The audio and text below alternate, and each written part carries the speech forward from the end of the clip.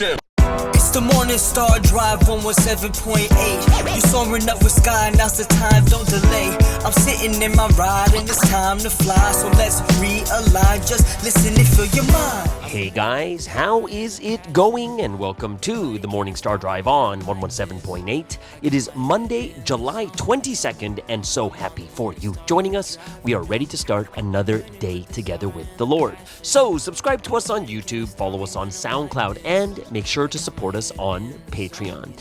So today we have an exciting podcast for you. We have a Provi in the media, the Sunday Message Word Study, and of course commentaries, updates, and news on what is happening around the world in this history today.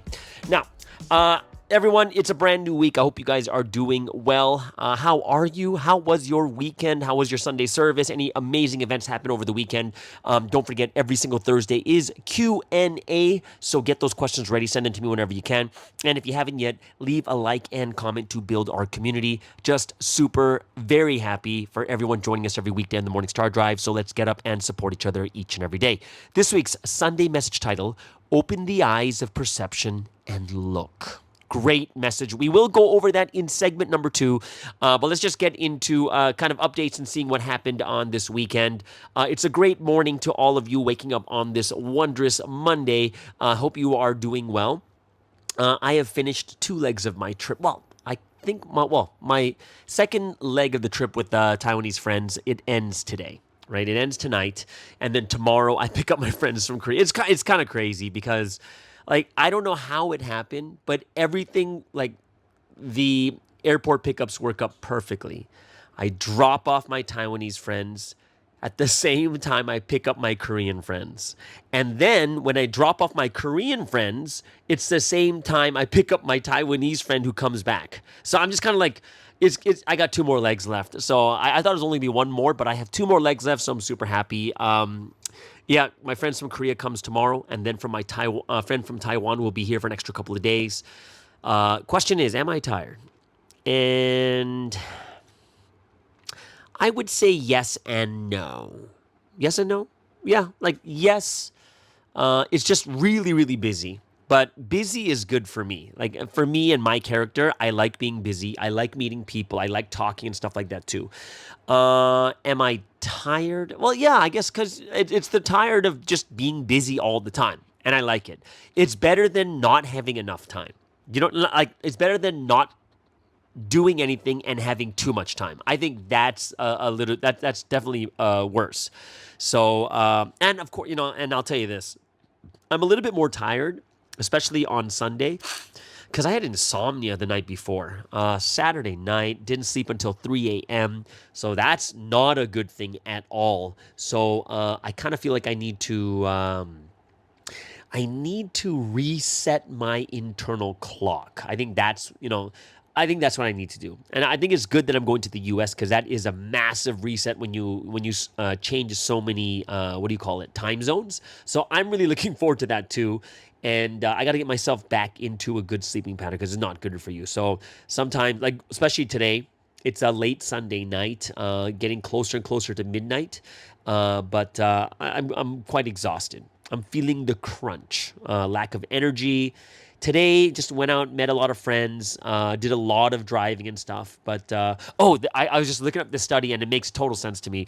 They said if you have two nights of bad sleep in a row, they say people on average feel 4 years older, right? Which would make me 50 years old, right? Which makes a ton of sense because I feel it. I feel like I've had 2 nights of bad sleep. And they say generally 2 nights of bad sleep is around 4 hours of sleep or less or something along that line. But they say people who have 2 nights of bad sleep, they feel 4 years older than they really are, kind of thing. So, yeah. I was spending some time with, there's like one member friend bringing their business partners over here to Malaysia. And so they actually became like, they're not business friends, but they're friends now. They're not members. They're business friends of another member brought to Malaysia. And it's interesting because I haven't really hung out with like worldly people. Now, what do you mean by worldly? Well, they're not like worldly because they're both married and such. And it was cool. Just enjoying networking and getting to know them. And it's different because like worldly world, I mean like in the hotel room they are drinking and smoking, right? And even like if you put that aside, because I can't, most of us can't stand smoke and stuff like that too. But one thing I did notice is this: like they can't speak English, I can't speak Chinese. But what I found so interesting is I realized once again like how even though we're so different, like they're more worldly than I am. But the thing that's kind of cool is I kind of realized like how similar the human heart, like we all are human and we have the human heart is similar. Like, what does that mean? For instance, the way that we connect is like the same as I would with other members, like just like with other guys. So what made it really hard is we don't speak the same language. So there's either translation or sometimes there's not. And we found that the best way to communicate was playing cards. We're just playing cards together, and it's kind of funny. And, it's just playing cards together, laughing, limited Chinese and English. And, we were just joking around, laughing. We did a bit of like gambling and stuff. So, it's not like massive gambling. It's like 3 cents a card kind of thing. So even in the end, you're not paying like $400 I lost. No, it's more like I won 400 Taiwanese dollars. Like that's how much I won. For me, I would say, oh, look, I won 4 lattes because, that's how I see everything. I see everything in lattes. But yeah, it's fun. They're like, oh, come back and visit again. So tonight I'm going to see them and then driving to the airport tomorrow. But yeah, it was really, really fun.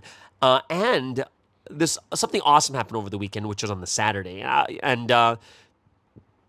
Like for me, it was a performing arts event. It was like orchestra, choirs, musical performers and stuff like that too, all held by one of the churches here. And it was their first time running an event like this. And I thought, this is my honest opinion. I told the organizer too. I was like, you know what? I could see the vision in this type of event. You can see this first event, the seed being planted, and when I saw this event, I was like, wow, this is the first time, and I could see the vision of this event being really big in the future. And of course, whenever it's the first event, it's always the hardest.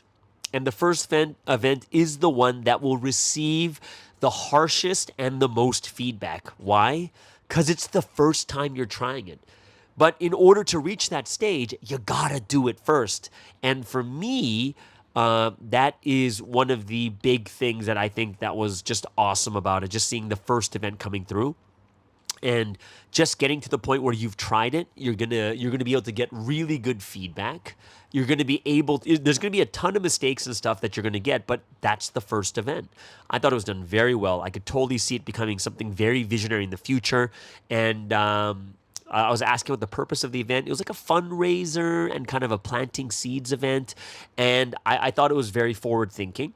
And when I was looking at it in a very long-term strategy, and not trying to just evangelize right away, I thought it was a great first event. It was a great first event. And, it's a public event. It costs money for tickets. And, of course, it has to be done so professionally. And I would say when I was looking at it purely from a point of view of someone paying for a ticket to go to this event, I think 2 things really stood out, like aesthetically, when it came to doing it professionally. And the 2 things that really stood out to me, just right when you walk in, it's a very nice venue. And the aesthetics, it just looked professional, like something you would pay for, right? And of course, it wasn't perfect, but aesthetically, like, oh, this is done really well. And then the second thing that really stood out to me when I saw it, I was surprised how good the MC was. The MC was really good, spoke well, controlled the event with their words, and I thought that was done really well too. And these, like, just right when you walk in, you're welcomed by those 2 things that kind of set the tone for the event. Feedback on the event, I would just tell you straight up, it's the first event. this is where they're going to learn the most from this first event. They're trying things for the first time. They're seeing if it works or not. And I thought it was just well done for a first event. And I look forward to this being an annual event. Hopefully, it becomes an annual event that gets better and better. And I would say this was the thing that really made it more visionary for me. And the reason why I saw this as very inspiring is because music is this church's specialty. It's their forte. Tons of professionals in that church. And it made me think deeply about each church and each country. Like, there is a specialty that your country or your church has. And when you realize what that is, just like this church did, you just got to utilize it. Make it into something that you can showcase. And this is something that I would definitely say that I don't see many churches doing it at this type of level, like showcasing it, making it a paid event, trying to do it professionally as possible. And look at your churches. There's going to be churches that do many different things. Your country's going to have many different things that make it special.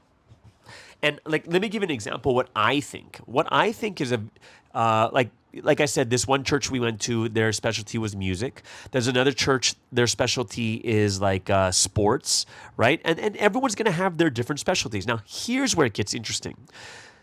A lot of people may not know their church or their country's specialty.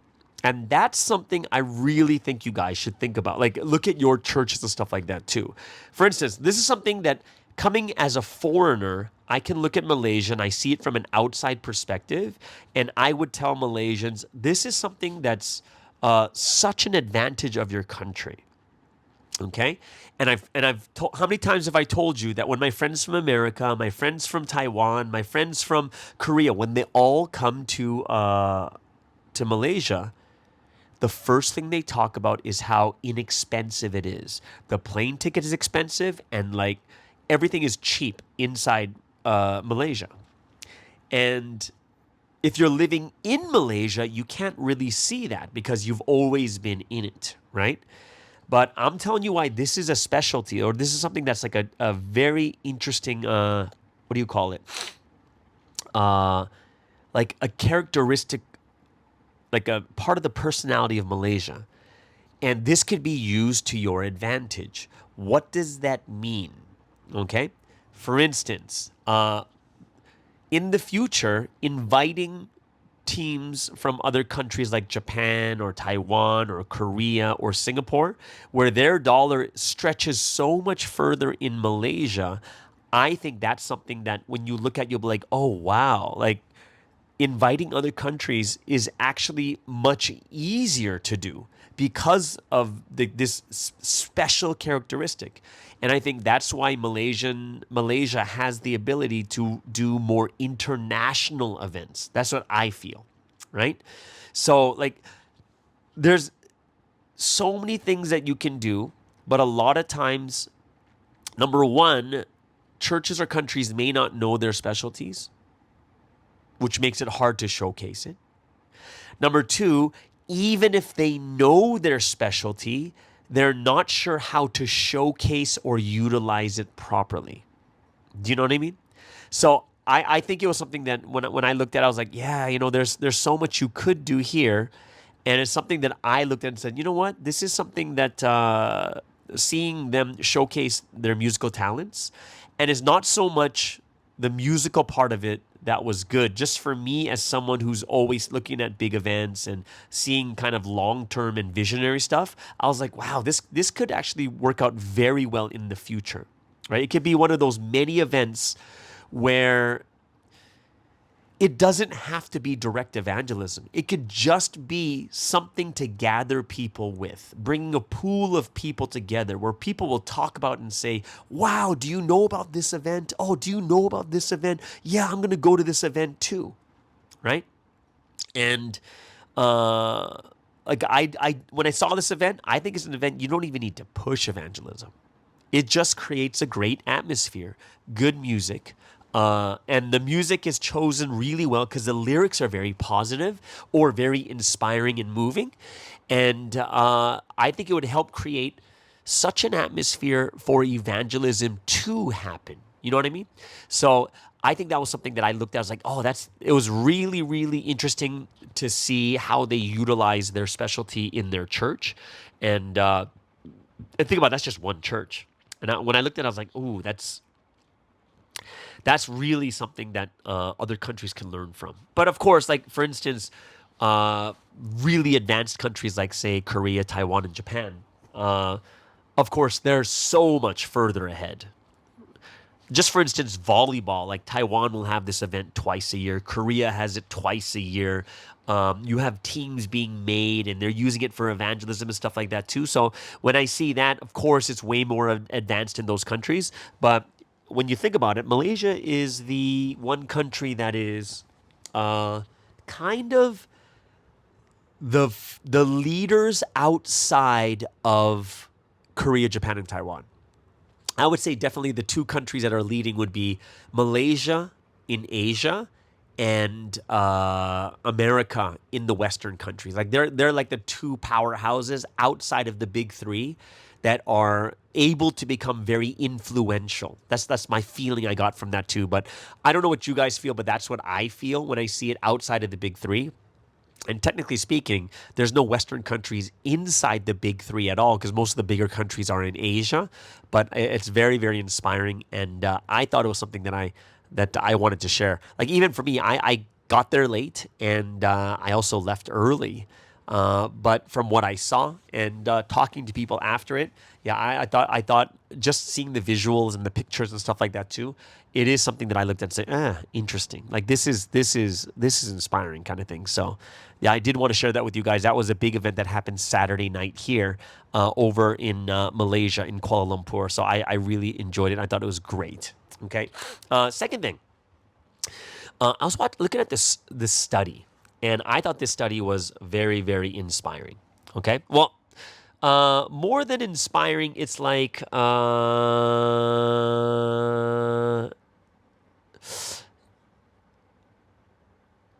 it's kind of like something where I learned a lot. It's for instance, okay, here's a study. It's from Cornell University. What researchers did was they did a study about worrying. Okay? So think about it. There's a research being done on worrying. So in this research, they found out that 85% of the things that we worry about never happen. Tell me that's crazy. 85% of the things we worry about actually never happen. So then how many things actually happen is 15%. So now we have 15% that's remaining that actually happen. But guess what? Of that 15%, 80% of the people said that of the things that actually happened, people found that the challenges were much easier to handle than expected, or they gained a valuable lesson. Think about that. So 85% of the things we worry about don't even happen. And then of the things that actually happen, 80% of them are actually easier than expected, or people gained a really valuable lesson, right? So that was something I looked at. I was like, oh, it's like, but isn't this so true? And yet so interesting at the same time. Our minds are geared to find the things that don't work, right? That's why we kind of look at the things that are negative first. Like we're geared to find problems. And I would listen to this podcast that's talking about when we were primitive human beings, when we were out living a nomadic lifestyle out in the forest or out in the fields, whatever, we were always looking out into the environment and trying to figure out what was wrong. Is there a predator out there hunting us? Is there a storm coming? Is there something that's danger along the way? Is there something that threatens our existence? Now, what makes it so different today is we don't really need to worry about those things anymore. It's very comfortable. But we can't take that out of our thoughts, that we continually search for what is wrong, what is negative, right? And I think the bigger issue that we have to deal with is trying to figure out the things we really should be worrying about or not, or should we be worrying at all? Because in life, there are so many things that could go wrong, but not everything will happen. And not everything, and even when things happen, not all of them are going to affect our lives in such and make a significant impact. For me, it was just interesting to hear about this study and looking at how much we worry and how most of the things we worry about aren't even worth worrying about. And a lot of the things that we need to address or find a solution, we need to understand that much differently too. And think about it, guys. 85% is not worth worrying about at all. And I think the bigger issue is not like saying, "Hey, don't worry about it." Like that seems a little bit too oversimplified. It's just about us understanding that the vast majority of things don't need to be worried about, and of the things that do need to be worried about, we need to discern which ones are significant and which ones aren't. So I found that to be a very, very interesting study. I don't know. You guys can tell me in the comments below if that's true to you guys about all the different things that you worry about too, right? So I found that to be a very, very interesting study. And this kind of brings me to this one last subject I want to talk about before we get into the first music break, is I do feel that there is an absolute need for true statistics in Providence, like in your churches, in your departments, in your countries, because information is power. Then I think that statistics is such a needed thing in Providence, just to know, for instance, how many of us could really say, oh, this was our growth in 2021. Oh, during the pandemic from 2020 to 2022, this is what our growth rate was like compared to the 3 years before in 2017 to 2019. This is how much it dropped. Oh, this is how many people we've met this year, and these are how many people that actually studied. This is our success rate for studying.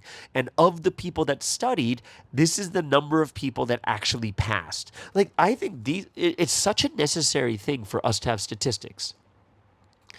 And I don't know if countries actually do this, but from what I've seen so far, they either don't have it, or even if they have it, they don't really use statistics very well. Statistics can be used in so many different ways to help us too. Like, don't you want to know how successful, efficient, the efficacy of your methodology? How much is it producing? Which methods are better? Which methods are stronger? Which ones are more efficient? Which ones are cheaper, more expensive? Which ones are worth investing in? Which methods should you stop? Do you know what I mean? Because if we had these types of research going on, I don't think we'd be using the exact same evangelism method we're using right now. I just don't think so. So if you think about it, let me give you an example. Let's just say we have two different styles of evangelism. One has a 20% success rate and one is a 5% success rate. But the 5% success rate has more people passing. What's the reason? Is probably, and then we can look at that and say, the reason is because we have we spend 4 times more time on that 5% success rate than on the 20%. Well, why is the 20% less used? Because there's a higher acquisition cost, or meaning it costs a lot more money to make this type of methodology work. It's more expensive to do than the style. And this is where leadership can look at it and say, all right, so what are we looking at right now, right? The leadership can go and discuss. Will money be the reason that a church will not invest into a better system? Is it? And the answer is maybe. Think about it. If it's too expensive, if it's way too expensive, do you think something will be happy? Probably not. Or are we just being cheap, where we say to Sunsteam, oh, we have a better method, but it costs too much money. And Sunsteam says, how much does it cost? And then would Sunsteam be upset? Would you be comfortable in front of Sunsteam saying that? right? And like I said, I'm not saying that money is not a reason to use or not use a methodology. I'm just saying that there's always a point where something is or isn't worth it, right? If imagine, let's pretend that event we just had over the weekend by the church, one of the churches here in Malaysia, that performing arts event for music. Imagine it costed in the end like half the resources of the church for the entire year. Do you think it'd be worth it? And the answer is it probably wouldn't be worth it, right? For that type of event, right? So that's what I'm saying is there's always a point where something is or isn't worth it, even when it comes to money. If it's going to make a church bankrupt, I don't think somebody's going to be like, ooh, we got to do that event. Lives are more important than money kind of thing, right? You get my point. There are so many things that are important that we cannot just say it's worth it or it's not worth it, if you get what I'm saying, right? And I would say that, always finance is kind of a touchy or what do you call it? Finance is always a very sensitive topic in Providence or just in the world in general. And I would have to say that, yeah, if some things are not worth it when it comes to money, and some things are. For instance, let's just pretend there's half the budget of the entire church for the entire year, half the budget was used on an evangelism method. Yet, through that method, your church can grow 10%. Meaning, you have 200 people in your church and 20 people get evangelized from that. For me, I'd be like, that's worth half your budget because no one has seen, like, it's rare that we've seen a 20% rise, right? A church growing 20%, especially a church that size at 200. I would say, whoa, that's worth it. But of course, if it makes you go bankrupt, obviously that's not worth it kind of thing. Or, you'd have to discuss about that too. So yeah, when I was looking at this, I was like, oh, it's very interesting that when even for me, I'm looking up or I'm seeing these studies, these researches that are being done. And when I look at it, I'm like, oh, that's so interesting. And it's actual research that they're doing. And I would say that this is one of the reasons why we do need some type of like a real statistics department. Like they're just there to take statistics, making sure everyone says, oh, I met this many people today. Oh, that they can mark it down that they met this person. They can mark it down that they met, that this many people, where the church can get a much better idea of, this is the method that we're using and it's working well or it's not working well type of thing, right?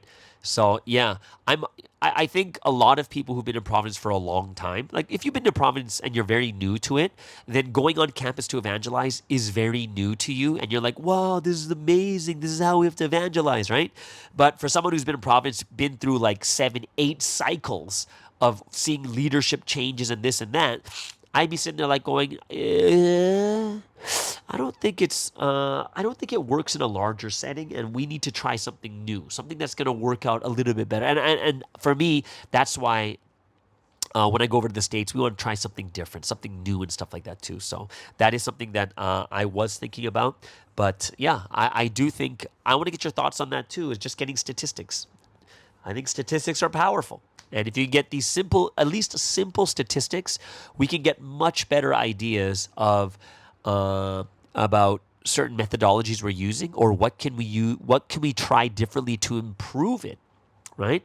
For instance, we can still go out on campus, but let's try a survey. Survey doesn't work. Let's try like a YouTube, like to show people a small short video. Or let's try doing this. Let's try doing this. And you slowly get to see that every time you have to meet 1,000 people, you get a better idea of if something works better or if it doesn't work better kind of thing, right? So that is something that I was thinking about a lot after seeing this event and what we can do to make things better in the future. All right, either way. So that is kind of a lot of the different things that I've been thinking about over this weekend. And if you have any thoughts or anything else like that too, please let me know. Would love to hear what your thoughts and what you guys are thinking too. Okay, so yeah, we have the Sunday Message Word Study. But before we get into it, let's get into the first music break of the day.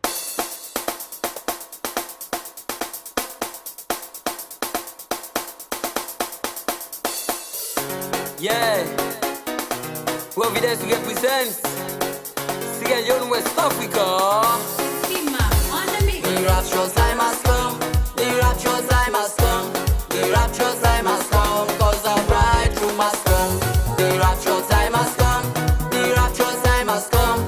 The rapture's time has come. 'Cause the bridegroom has come. The rapture's time has come. The rapture's time has come.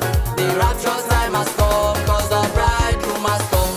The rapture's time has come, and I will live in happily with our family, 'cause we realize wonderfully. The rapture's time has come, and I will live in happily with our family, 'cause we realize wonderfully. The rapture's time has come. The rapture's time has come. The rapture's time has come, 'cause the bridegroom has come. The rapture's time has come. The rapture's time has come. The rapture's time has come, 'cause the bridegroom has come. The rapture's time has come. The rapture's time has come. The rapture's time has come, 'cause the bridegroom has come. This is the time of the rapture. Our spirit is to rapture. We reckon history together in this mission. We receive the new words, we receive the good words through the man of mission that receive the vision, that receive the wisdom and get all the passion.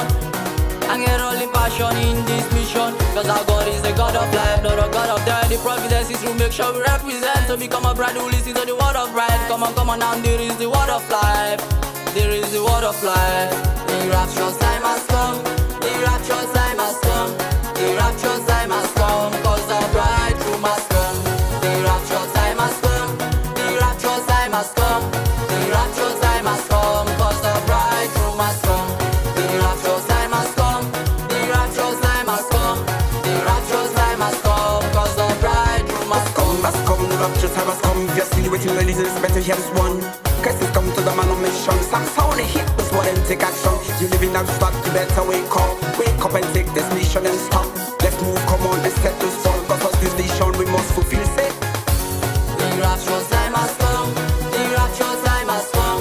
The rapture's time has come, 'cause the bridegroom has come. The rapture's time has come. The rapture's time has come. The rapture's time has come, 'cause the bridegroom has come. The rapture's time has come. The rapture's time has come. The rapture's time has come, 'cause the bridegroom has come. Because of the rapture now we are in joy. So never for life to be destroyed. So now I can say, so now I can say, so now I can say, we live in joy, we live in joy. So now I can say, we live in joy. So now we are raptured. The rapture's time has come. The rapture's time has come.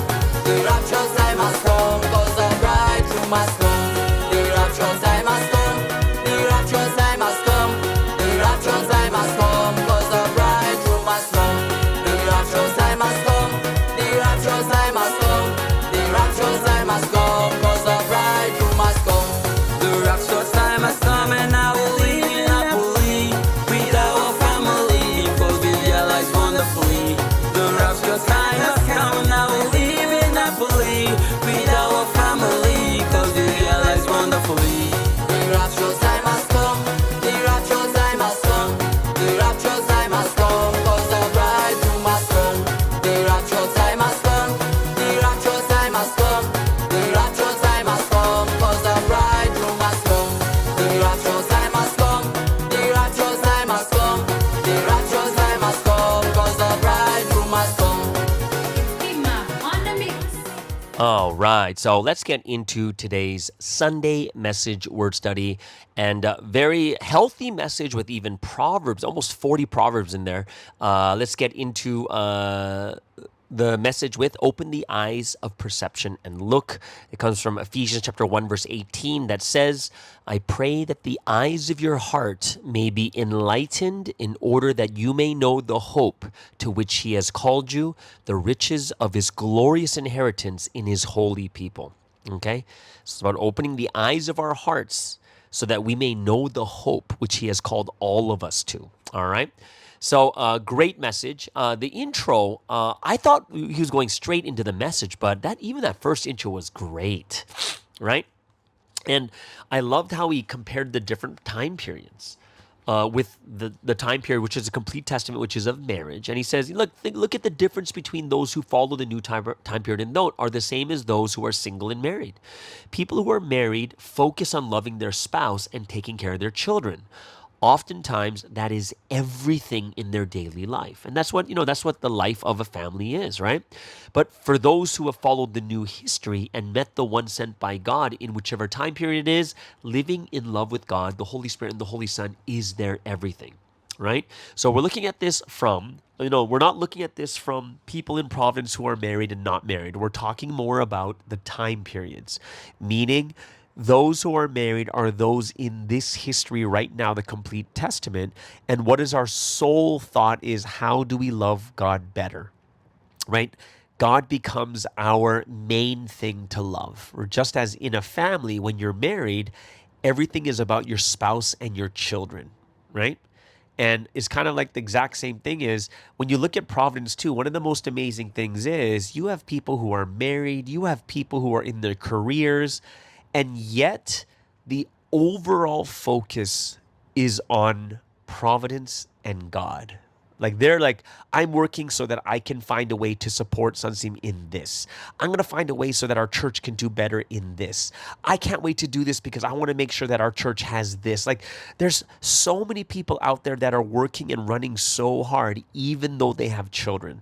Like even in one of the churches, one of the mothers has 4 children, and yet she's in charge of the lecturers department for me, which is crazy awesome that she's able to do something like that too.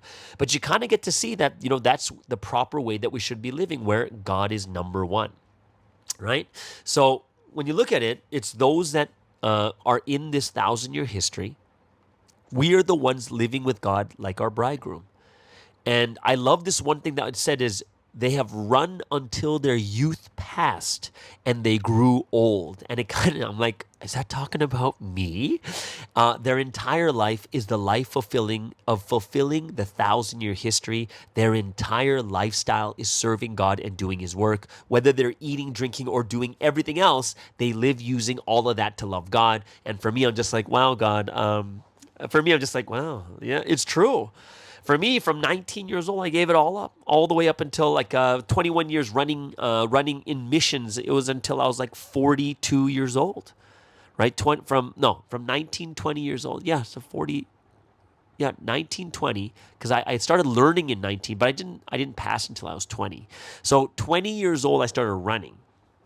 And then at 41, which is 21 years, I finished my last mission as a head leader, and then I continued, right? And even now, during those 5 years, if you think about it, I didn't even really, really retire. I just kind of retired from the organizational system, but I'm still doing things to help Providence history and stuff like that also. So it's very, very interesting just to see that, yeah, even when we retire, we're still thinking about Providence, how to help Providence too, right? And when you look at Sunseam's life, like what has he been doing over the past, he's like 79, 80 years old. What has he been doing? Remember, he came to this history when he was 15 years old, which means 65 years of running for this history. 20 years in the mountains and then running for the last 45, 46 years. That's what his last 65 years has been. I can't even say that much. I can only say it's been my last 26 years. And so it's like, I'm not sitting here making money. I'm not here pursuing some type of academics in the world, right? And he says he puts aside everything, his body, his finance, prestige, his fame, fortune, anything of the world. And his greatest priority is just living only for God, living for the Holy Trinity. And he's just living his life of salvation through the body so that he can live eternally. Right? Because in the end, if you live for your body, you only receive things in the body, and then your body eventually ends. But it's only when your body does the work of God that your spirit receives the merit and you're able to enjoy it forever. So that's the magic of working for God. We live in the world of the body, but we need to live only for his kingdom and his righteousness. Matthew chapter 6:33. Seek first his kingdom and his righteousness, then all these things shall be added unto you, right? So, great example of being married and not married, comparing the two different time periods. Now, if you were to miniaturize it, of course that makes sense too, and that's why you kind of get to see the difference between, say, someone who is single and someone who is married. Is a person who is married is very focused on their family, and the person who's not married can be absolutely focused 100% on just running for this history, because they'll never have a literal physical family. Right?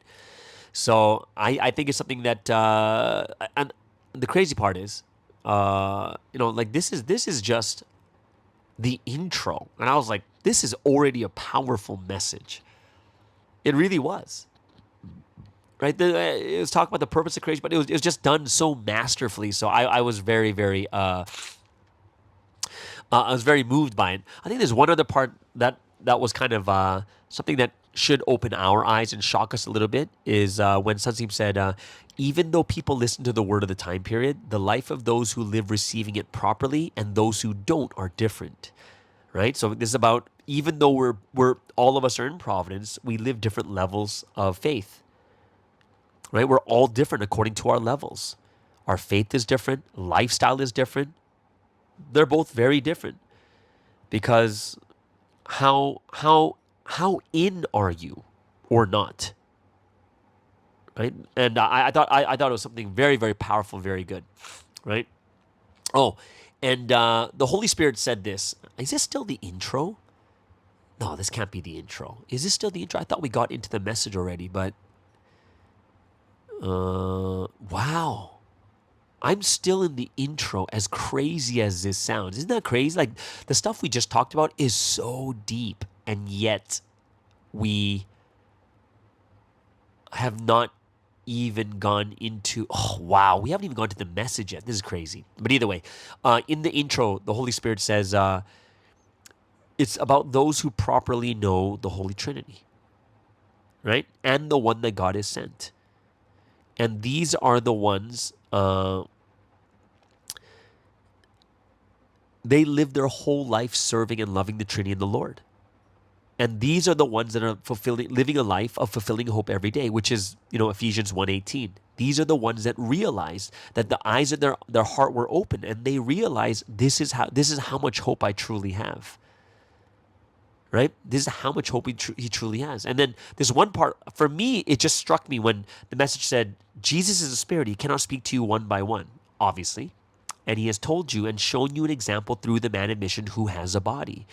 And once again, it just shows you how important the man of mission is. Even though the man of mission is not God, the man of mission is not Jesus. The man of mission is a body. They are the mouthpiece, but they are the example. So I hope it's something that we can realize the importance of the one that God has sent, right? I like the definition or the interpretation of what the message said about God saying, I, God, am one. And what does that mean? So a lot of times you'd be like, oh, what does that mean? I, God, am one. Well, of course, he's only one God, right? But when you go into the definition, it's like it means he has one will. It's not just him being one, which means one is the major theme. He has one will, right? There is one life choice, one way to live, and that's to live as God's counterpart. There's only one person who is sent, right?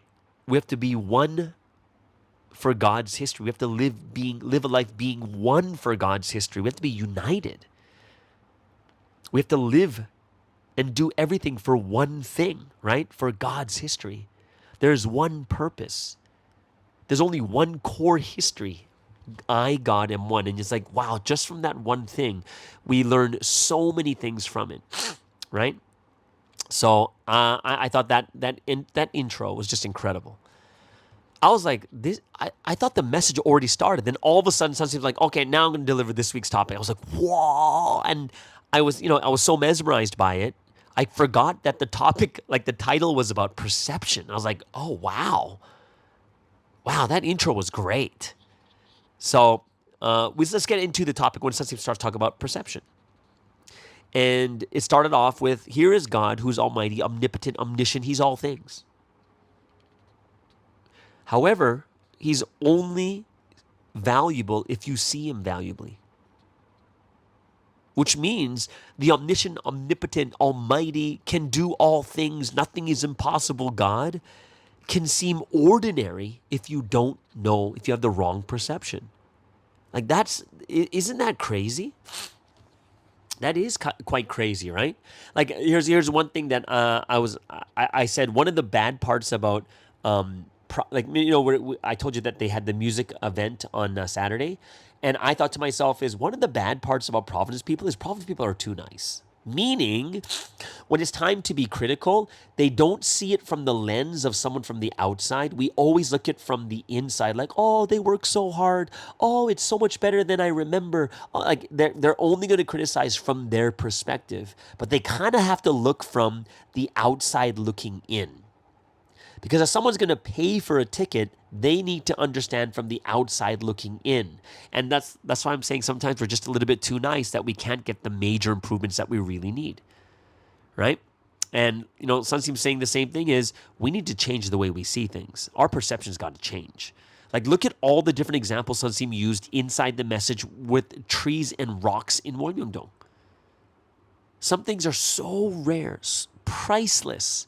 But because he didn't have the eyes to see it in the beginning, he couldn't see how valuable it truly was, right? So, I think that we have to understand this really well, right? And Sunseem, when he talks about Wonmindong, he's always talking about people. And he's like, when I changed my perception through just one thing, how to look at a tree or a rock, I was able to keenly realize how this is the case for people whom God has raised. When you look, saying to yourself, wow, there are many valuable people in Providence, you will see that there are many. Which means that when your perception is wrong or when your perception is bad, what are you saying? Man, the level of Providence is so low, and you're not going to see any valuable people raised by God, right? And, basically one of the themes of the last couple of months is if you forget, you'll die. If you don't know, your faith will die from not knowing. And that's why we need to be taught. How are we taught? Well, not only just from the person that is sent, but ultimately it's from listening to the words of God. When we hear the words of God, this is when we're able to know God's will. We know what God is actually saying to us. And that's something that I do think is very, very important, right?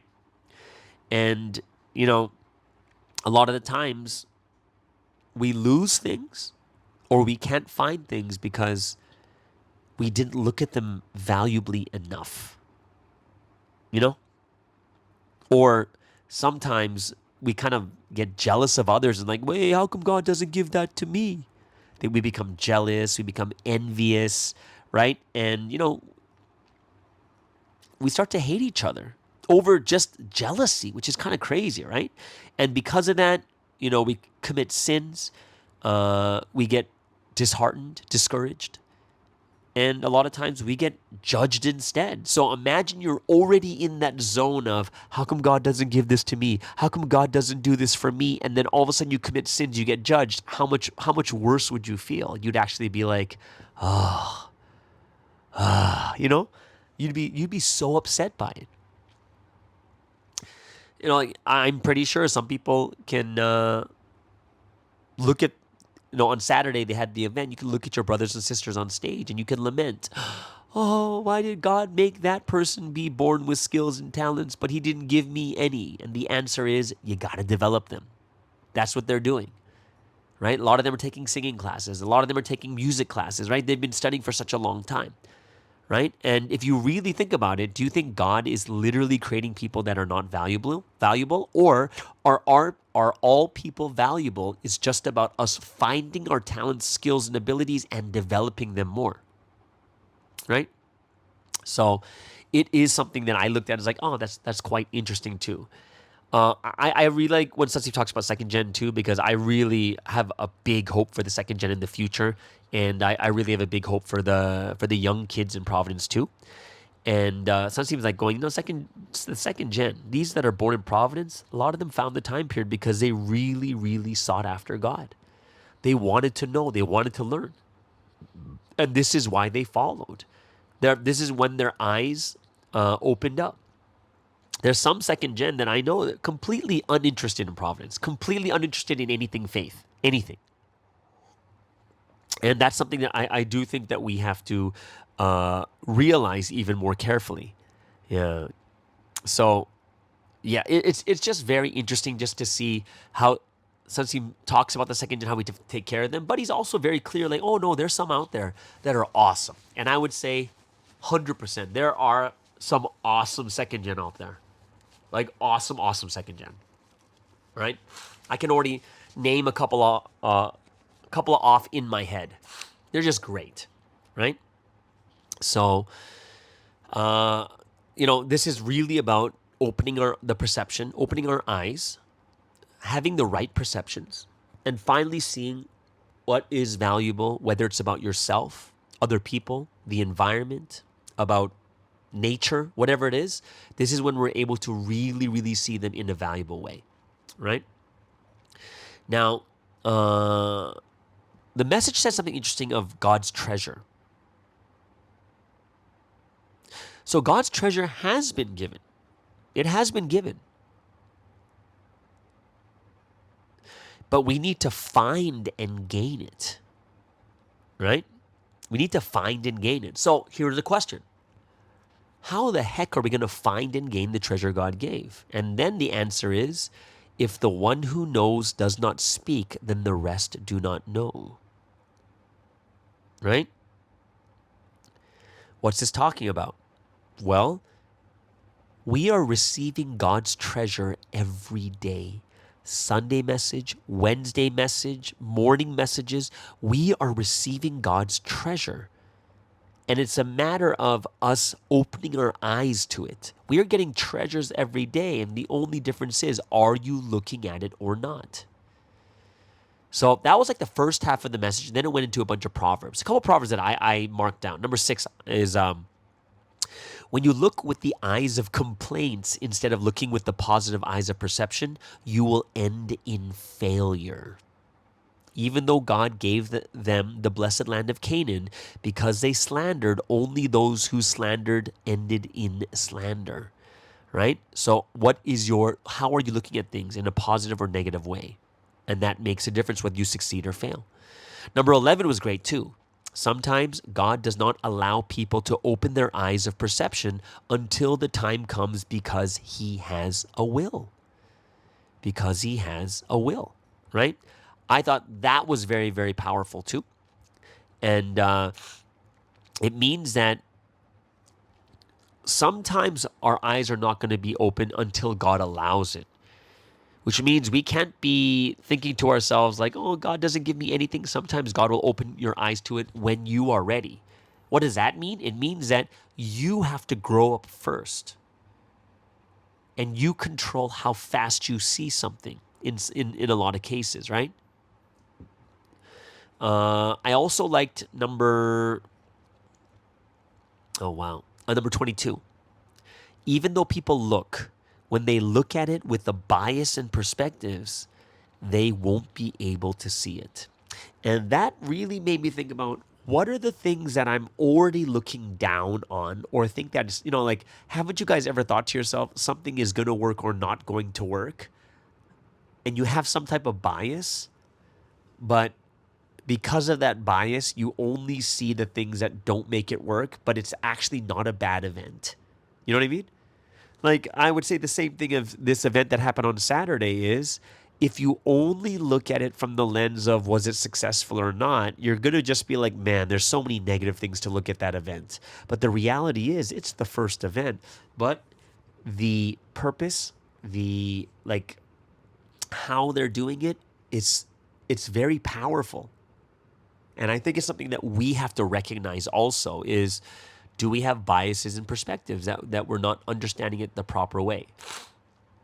Number 29 talks about a pine tree in Warmingdon. And Sanseem said, when I was young, it was yet to become the king's chair artwork pine tree, but once it grew, its shape and form became a masterpiece.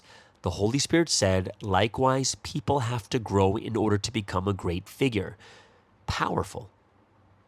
The king's chair pine tree, you can't really tell until it fully grows.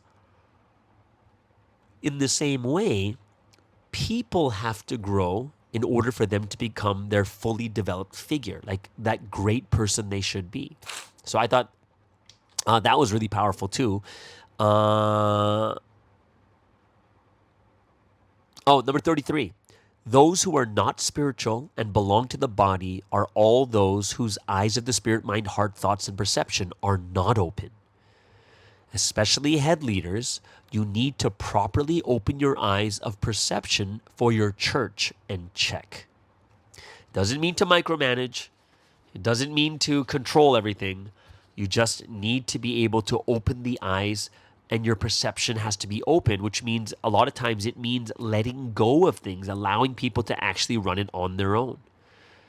Leaders in each field, you need to also check whether your eyes of perception are open to the field you are working in. Amen. It includes me over here in the podcast area, right? Chiefs in the headquarters, like we're talking headquarters now. Check whether your eyes of perception are open properly. The Holy Spirit has already seen how you are taking action, and she is pointing this out because there are things you are doing without having your eyes of perception open, right? And that's a very powerful thing we have to recognize. Number 35, when a leader has a problem, all the followers end up going in that direction with the leader. That is crazy, right? That is nuts. Like, that speaks for itself, how important the leader position is. Like, that's why Sunseem said in 2014, people's raptures is determined by their leader, their head leaders. As crazy as that sounds.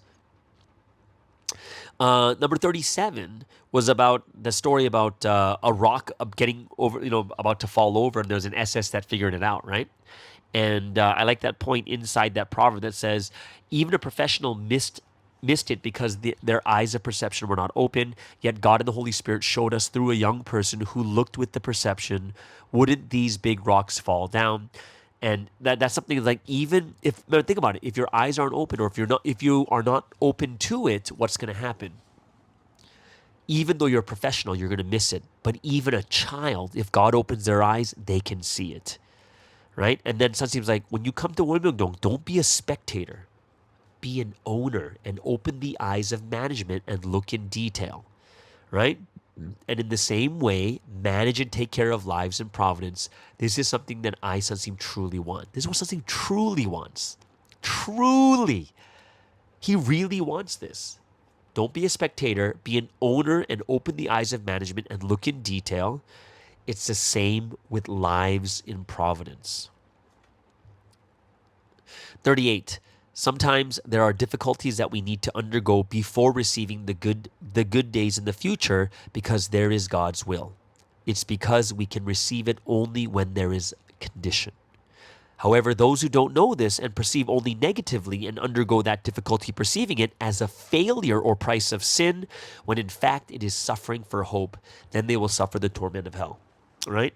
And that's one of the things we need to discern well is, some things are because of sin, and some things is because we need to set a condition. And we need to pray, and we need to understand this so deeply that we'll be able to not kind of give up and say, oh, my sin, but instead it's like, no. We're setting a condition. Like, I think that's what we're doing right now, is we're setting a great condition. Then it went back into the message, right? The message is like, there are many things that people perceive incorrectly in their lives, and by misunderstanding and resenting, they go through hell on their own. Right? And the best example was, even though the one they have waited for has come, they still don't know. The answer's here, but they don't know. Like, how tormenting is that? That later, just like Paul, he realized after Jesus died who he was. The another big thing I like at the very end was talking about look at the result and you can find out what the cause is. The answer to the cause is the result. The result is the answer. And guess what, guys? That's why we're looking at evangelism differently now. That's why we have to look at male evangelism differently. Look at the result. There's something wrong there, right? Look at the things that are happening in life, like even like things as like losing weight or making money, whatever it is. Look at the result. You'll know if something's right or wrong. I talked about this last week. Is basically there are there there are many ways to do something, right? There's no one right way to do something, but there are many ways that you shouldn't do it. It means that you've tried many ways that are wrong, so you know what you shouldn't do, but there are many different ways that you can be successful at it also, depending on the culture, the city, the town, the person doing it, and stuff like that also. It kind of reminds me of like going out to eat. People know what they don't want to eat, but they don't know exactly what they do want. You know what I mean? Like that's what I find very, very interesting too. Oh, this is another one I liked is it's about the power of evidence. You have to preach it in order to receive power. How blessed are those who live with the correct perception. Preach it in order to receive power. Christians believe that the body of Jesus came back to life 3 days after he died on the cross. They are the blind people of perception. From the cause, they have an incorrect perception about it being the body. Thus, they perceive incorrectly about the result, believing that his body will come back. Right? They have a problem from the cause, not the result, the cause. Because of that, they're expecting the ending. However, we see the ending already, which is he's not coming back in the body. He's coming back in the spirit. And that's why spiritual resurrection is one of the most powerful lessons that we have, right? This is one of the ways we allow people's eyes to open, right? This is how we do it. We allow their eyes to open through one of the big lessons, which is spiritual resurrection, right? And that's why as long as you don't know, ignorance becomes shackles. It makes you a slave to ignorance. The truth is the only thing that sets us free in our hearts and our minds. And that's why the word of the time period is that important. It's that important, right? So, we have to really realize deeply from the message too, how, like what we're actually in right now. And I like when Sasi said, do you know why I teach you repeatedly even though you already know? And that's why a lot of us in our heads like, oh, I know this. I am teaching you again so that you will know definitively and teach the new people who have come definitively, right? That's how important this is. This is why God keeps repeating over and over and over. And if we think too self-centered, like, I know this. No, it's not just for you to know definitively. It's for those that are new, that are learning it right now too. Since we are taught correctly, we need to teach others correctly too. Because the moment you're incorrect in your perception, this is when you're disappointed. This is when you have no hope. And this is when you're discouraged. Right? So I hope that that we can really change our perceptions too. Last point I want to talk about is when the message says, what does it say? Which one is? Be perfect when it comes to perception. For those who fail to perceive correctly about the day of God and the Lord, even though they were to be blessed in both their body and spirit, they are unable to receive those blessings because of their ignorance, because they do not know. They are envious and jealous of those who receive blessings by having a correct perception. Right? So I hope that everyone perceive properly, learn about things properly, because when you start to do it correctly, perceive correctly, hope will spring up from your heart and you will receive all the blessings from God and enjoy them. Okay? So there it is, guys. And a wonderful sign there at the end. Okay? Well, and the sign was, one second. The sign said, be perfect in perception. All right? So there it is, guys. That is the Sunday message word study. I hope it's something that you gained a lot from. If you have any questions or anything else, just let me know. And anything you want to add, let me know also. Okay? So, yeah, That is today's Sunday Message Word Study. So let's get into the final music break of the day before we get into Provi in the media.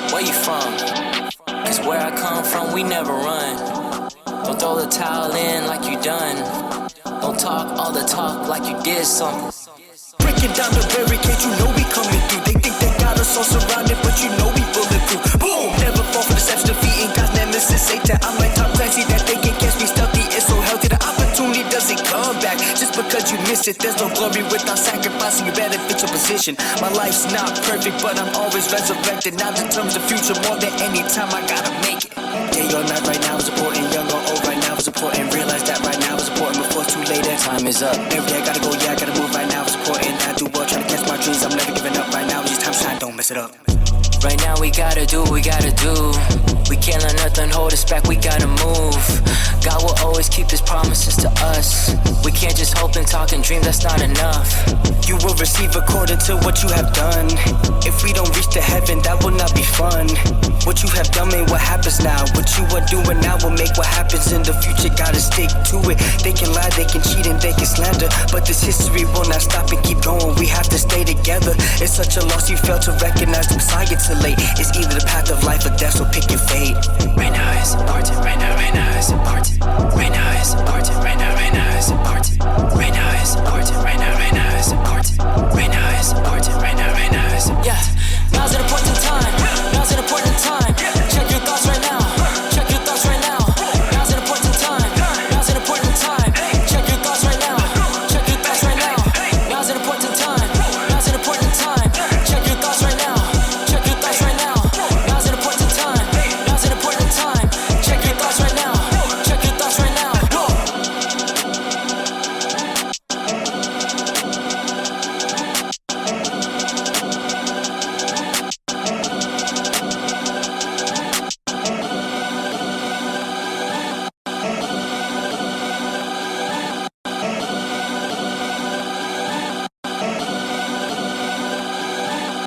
Okay, so let's get into today's final segment of this Monday podcast. And we're going to go into Provi in the media. And just a quick update. And there's something that I actually didn't know that something else was going on. So we're all expecting this week on the 25th for Sunsteam's trial. That's with Maple and stuff, right? Those 3 people accusing Sunsteam. And that's supposed to be the big trial. So I was kind of confused because there was another trial that happened on the 21st. And we're like I'm not sure how many of you guys knew there was a trial on the 21st. Like, whoa, what is happening on the 21st? So what happened on the 21st trial, it almost feels like you're going over another, like you're starting from the beginning. So it was almost like the prosecution states the charges against Sunsteam, and also 3 female pastors accused of being his assistants. So I'm like, what? Is this a repeat? But this was a July 21st trial. And then once again, the charges are Sunsteam making people believe that he is the Messiah, and the accusers are brainwashed and rendered unable to resist. The female pastors who were indicted aided and abetted the crime. And something about one of the accusers left a bad review of Sunsteam or whatever, and she was made to write a memorandum to prevent them from filing a criminal complaint, right? And then that's what the prosecution said. And then our lawyers responded. The plaintiff's claim is based on photos, DNA, recording files, etc., there is none, which means it's just a statement without any physical evidence whatsoever. So it's kind of same as the other one. So I was like listening to this like, wait a second, I don't understand what's going on. The accusers were not incapable of resistance or brainwash, and that's what our lawyers said. And I'm like, we've heard this before. And then the memorandum was not written compulsorily in order to restore the reputation of Sunstein, whose reputation has been severely damaged, right? So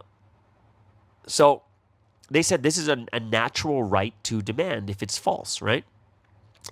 And then among the indictment facts raised by the prosecution, the basic facts are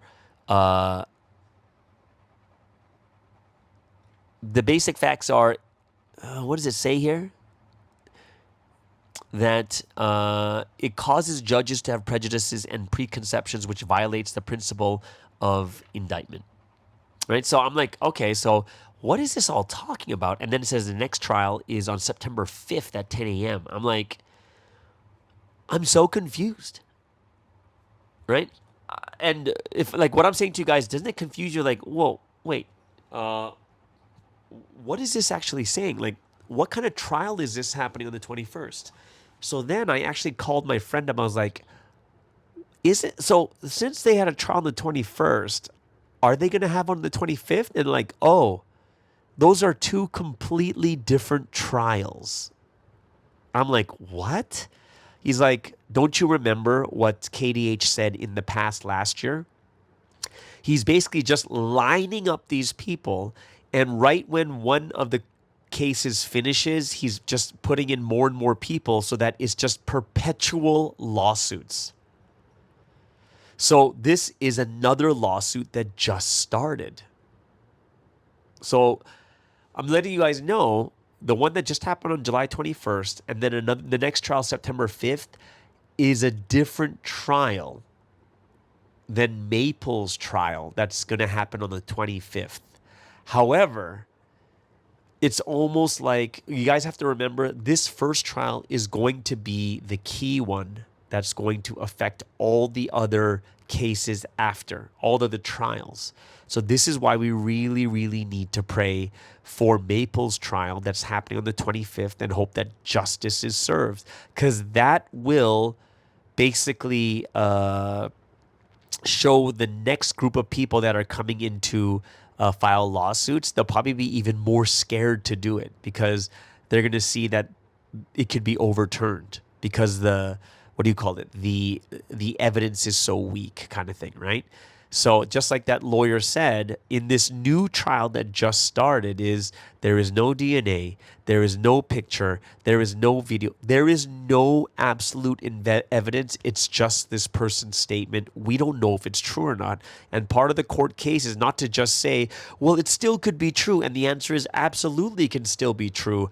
But the court of law is not there to prove it for them. The prosecution has to prove that what she's saying is true.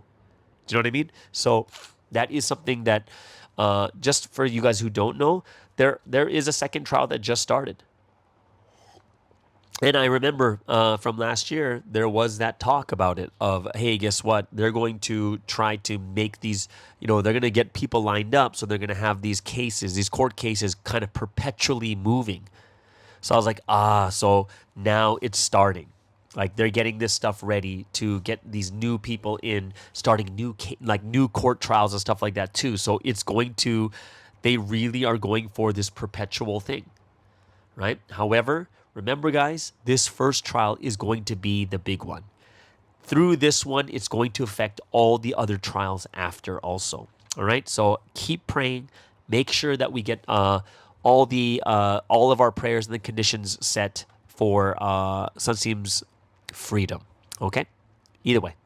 That's it, guys. That is all the news I have for Provi the Media. If you have any questions, put them in the comments below. We'd love to hear that too. If anything else, let me know.